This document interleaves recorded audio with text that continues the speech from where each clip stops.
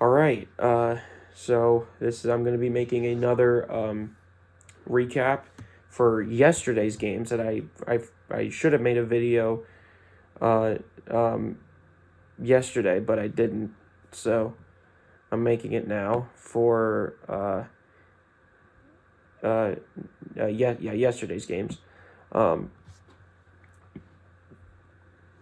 um, the So the first game we're going to look at, so there were 7 games on yesterday, so we're going to look at the first one, which is the Bucks and Detroit game. The Bucks won this by 20, 150 to 130. I will say, I mean, yes, did the Bucks win by 20? Yes. But letting one of the worst teams in the league score 130 points is not a good look. Not a good look at all. So definitely the Bucks got to work on that for sure. But uh the okay, so Giannis obviously led the team in scoring. He's finally back. He's kind of dealt with a little bit of a knee injury, uh, a nagging knee injury, and he's been out for the last like 4 games for them. But he's finally back. And he had 29 points and 12 rebounds. I mean, Giannis is the best player in the league, and he's super dominant. But I'm sure it wasn't efficient. He was 8 of 15, so it's pretty efficient, and 2 of 4 from three. So he's attempting some more threes and making them. So good for him. Brook Lopez had 21 points. That's actually unexpected. Brook Lopez, as old as he is, you don't expect him to score that much. But he was 8 of 12 from the field and 2 of 6 from three. So, and had 2 blocks as well. I think he might be the leading candidate for Defensive Player of the Year. I'm not sure, but I'll have to check. But he's definitely one of the better rim protectors in the league, actually. So even at his age, he's still pretty good on the defensive side of the ball. So, good for him. Drew Holiday had 16, 4, and 7 assists. And against the Pistons, was 7 of 12 and 1 of 5 from three. So not really that efficient from the 3-point line, but from the field, he was pretty efficient. But he did have 2 steals, which is his biggest attribute, is how good of a defender he is. Bobby Portis chipped in with 18 and 10. Bobby Portis is definitely one of their best players, I think. And he showed that against the Pistons. He was 8 of 12 and 2 of 3 from three. Very efficient game for him. And had a steal in there as well as 10 rebounds and 3 assists. Javon Carter actually chipped in with 18 as well. Good for him. He's one of these. I think he's their backup guard. And he's 6 of 8 from the field and 6 of 8 from three. He actually only shot threes. But he made 6 of them. So he was, good for him. And he had 3 steals and 1 block. Wow, good for him. And it looks like Chris Middleton is also back. He only had 8 points though, but I'm sure he's playing limited minutes probably because of his injuries that he's just recovering from. So, yeah. The next game we're going to look at is the Celtics Magic game. Now, we lost this by 15 points. We completely got outplayed. I don't know what's going on. We lost tonight to the Heat as well, and I'll talk about that in the next recap video that I'm going to make tomorrow. But Jason Tatum had 26, 6, and 7. I mean that's good. That's not. He was 50% from the field and 40% from three with 14 rebounds, 7 assists, and 1 steal. So he didn't play bad. I think our defense definitely let us down in this game. Al Horford only had 6. Jaylen Brown had 26 as well. And he was 10 to 22 from the field and 5 of 11 from three. The problem with our star players is we shoot way too many threes. We shoot way too many. So we definitely got to figure that out. Sam Hauser had 13 and Derek White had 11. Yeah, we didn't, because nobody else on the team scored in double figures other than those 4 players. So, yeah, we definitely got to figure that out. Hopefully we'll beat the Knicks on Thursdays. So, yeah, I'm not too happy about that game as well as tonight's game because we choked tonight's game against the Heat. But, anyways, the next game is the Rockets Timberwolves game, and the Rockets actually won this one by 5 points. In the Timberwolves side of things, Jaden McDaniels had 10 points. Rudy Gobert had 15 and 16. D'Angelo Russell had 30, which is, wow. He hasn't had a game like that in a while. But he was 11 of 23 from the field, so a little less than 50%, but he was 50% from 3 with 6 of 12. So, decent game from him. Anthony Edwards had 31 points. He led the team in scoring. Anthony Edwards is by far their best player. And he was 9 of 20, so a little bit below 50%, but he was 60% from 3 with 6 of 10. And he had 4 steals and 1 block, so he was definitely getting it done on the defensive end. Austin Rivers had 10, but everybody else didn't really do too much. On the Rockets side of things, Jalen Green, I believe had his career high with 42 points. I have been very critical of Jalen Green because I think he's kind of been an inefficient shot chucker. I've watched a couple of Rockets games and he's not impressed me with his efficiency. He's just kind of doing he's basically just looking to score most of the time, and that's not really. Again, he is young, so he has time to get better, but he's had those really bad games where he's just chucking up a lot of bullshit shots and they're not going in, and it hurts the team. So he had 42 points and was 15 of 25 from the field. He was actually very efficient in 6 of 12 from 3. So that's 50% from 3. And he had a steal and a block as well as 4 rebounds and 4 assists. So pretty decent. Eric Gordon chipped in with 14 points. Garrison Matthews had 10 and Tate had 11. Şengün had 21 points. Alperen Şengün.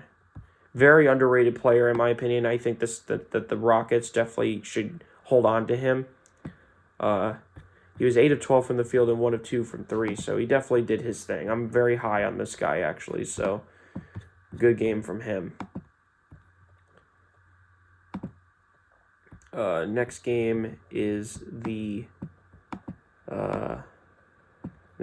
Hawks-Bulls game. Hawks-Bulls game. So the Bulls won this by 11 points. John Collins, 11 and 9.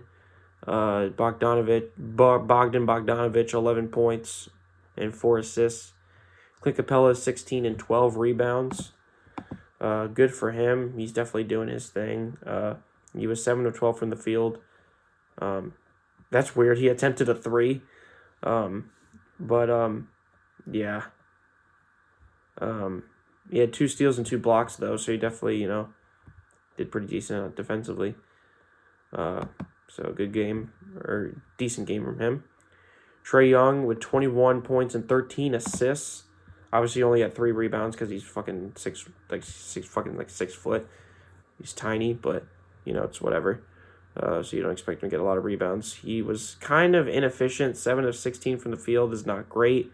That's below 50%. And he was 0 of 5 from 3, so yeah. Not particularly, it was an okay game, but definitely not great. DeJounte Murray had 20 points, 7 rebounds, and 4 assists, though. And it was 9 of 19 from the field and 2 of 7 from 3. So not terrible, not bad efficiency. Actually pretty good, so. And then A.J. Griffin had 11, but everybody else didn't really play too well.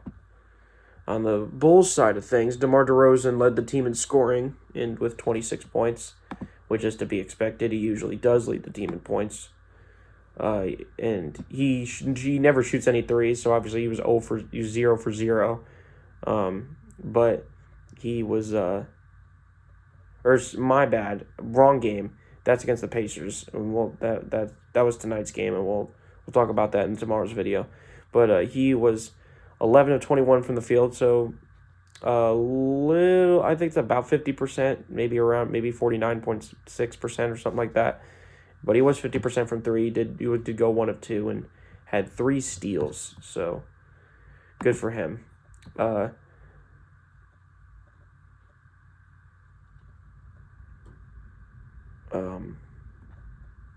Zach LaVine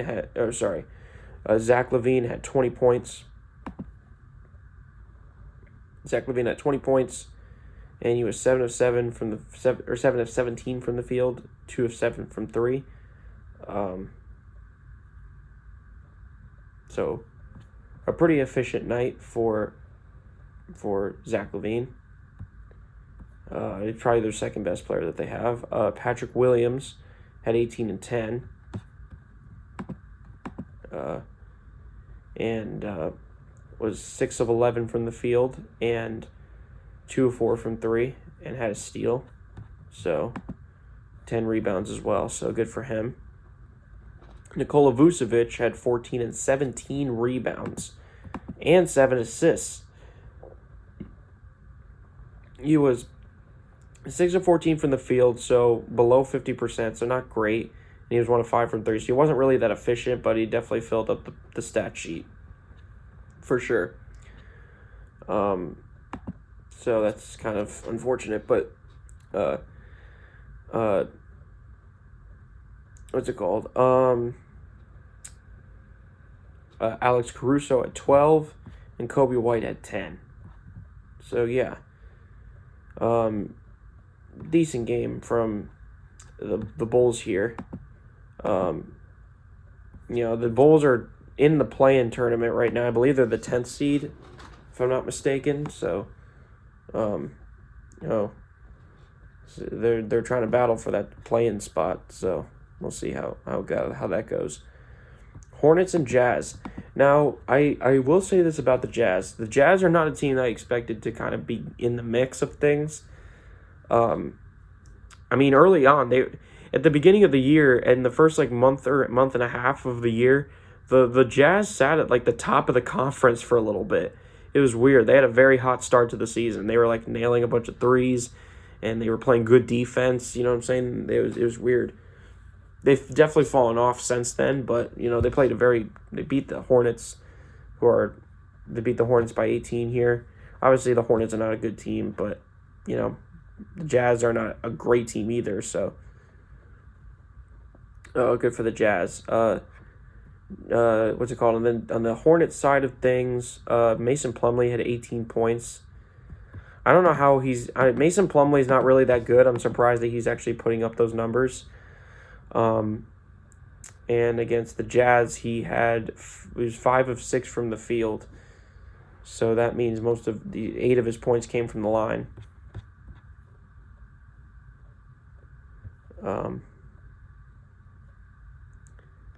So, yeah. Terry Rozier had 23 points and I believe led the team in scoring, if not mistaken. Yes, he did. And he shot 9 of 23 from the field, so not really that efficient, and 2 of 8 from 3. So, not really an efficient 23 points, but, Gordon Hayward, this is a guy that I think the Hornets need to get rid of. Gordon Hayward needs to get traded because the Hornets are a team that's trying to rebuild and having Gordon Hayward has a big contract that's taking up most of their cap space, so they need to get rid of his contract and trade him. Or they need to either buy out his contract or they need to trade him, one of the two. And against the Jazz, he was 4 of 7 from the field and didn't attempt any threes. So I don't even know if he's still in the rotation. How many minutes did he get? He had 24 minutes, so he's still a part of the rotation. Yeah, they need to get rid of him. Trust me, I love Gordon Hayward, and he played great for the Celtics, but he has too big of a contract to be on a rebuilding team.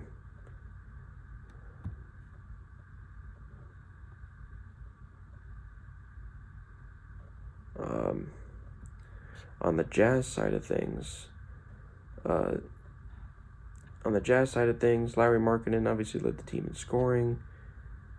He had 11 rebounds. Pretty good.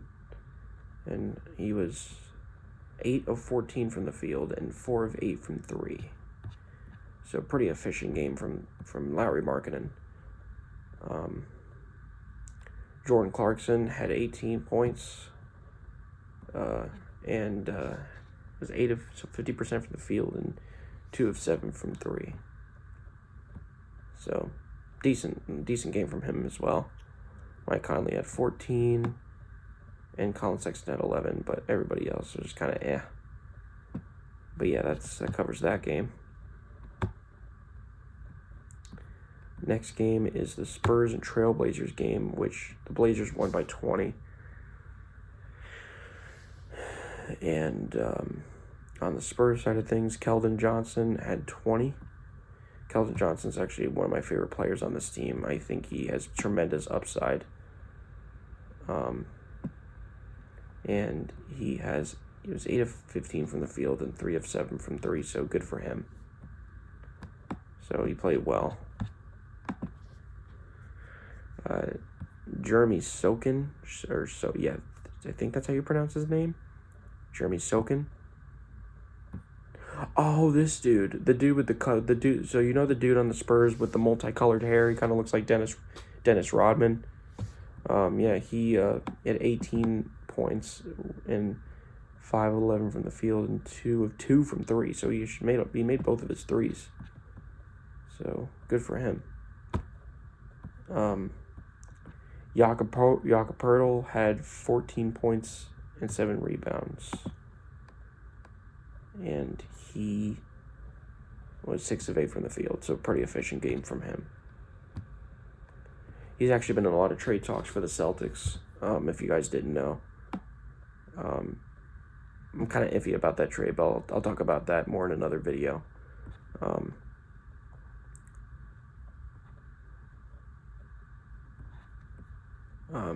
Langford, who's a former Celtic, by the way, Romeo Langford, had 12 points, 5 of 6 from the field, and 1 of 1 from 3, so didn't shoot the ball too much, but he was efficient. Trey Jones had 12. A lot of guys scoring double figures. Zach Collins with 11, Josh Richardson with 11, Josh Richardson, another former Celtic, and Doug McDermott at 13 as well. Doug McDermott's actually a really good three-point shooter, so. And on the Trailblazers side of things, obviously Damian Lillard led the team in scoring. He always does. He had 37 and 12.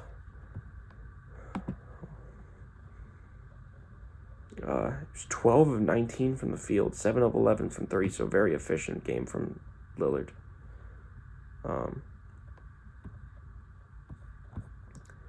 Yusuf Nurkic at 25 and 11. Jeez. That's a good game from him. 10 of 14 from the field and 2 of 4 from 3. So very efficient game from Yusuf Nurkic. Sorry. Let's see here. Anthony Simons had 26. Anthony Simons, I think, is probably their second best player that they have right now. And he's 9 of 15 from the field and 4 of 7 from 3. So, good for him. That's actually very efficient. But again, it is the Spurs after all. The Spurs are not a good team, so it's not particularly impressive, but, okay, I'm trying to give credit, Shaedon Sharpe, who is one of their rookies, had 19. 8 of 12 from the field and 3 of 4 from 3. Pretty damn good there. You're Little at 10, but everybody else kind of sucked. So that covers that game. And the last game of the video, Kings and Grizzlies. And I will say, the Kings have been very impressive. I believe they're the 3rd seed in the Western Conference right now, which is very impressive. But on the Grizzlies side of things, Dylan Brooks had 13, Jaren Jackson had 19, Yeah, Dylan Brooks didn't really play too well. 6 of 15 from the field and 1 of 5 from 3. That's not really efficient. Jaren Jackson Jr. He was 7 of 18 from the field and 3 of 6 from 3. So 50% from 3, but not that efficient from the field. But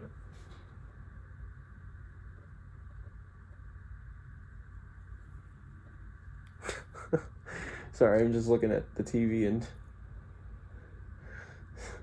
there are a lot of memes on inside the NBA about the Clippers beating the Lakers. It's so funny. So yeah, the Clippers just beat the Lakers. But again, we'll talk about that in tomorrow's video.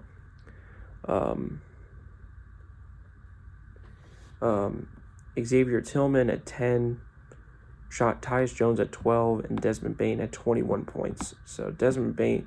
So it looks like John Morant didn't play, and so Desmond Bane had 21 points, and he was 9 of 13 from the field and 3 of 4 from 3. So he actually was very efficient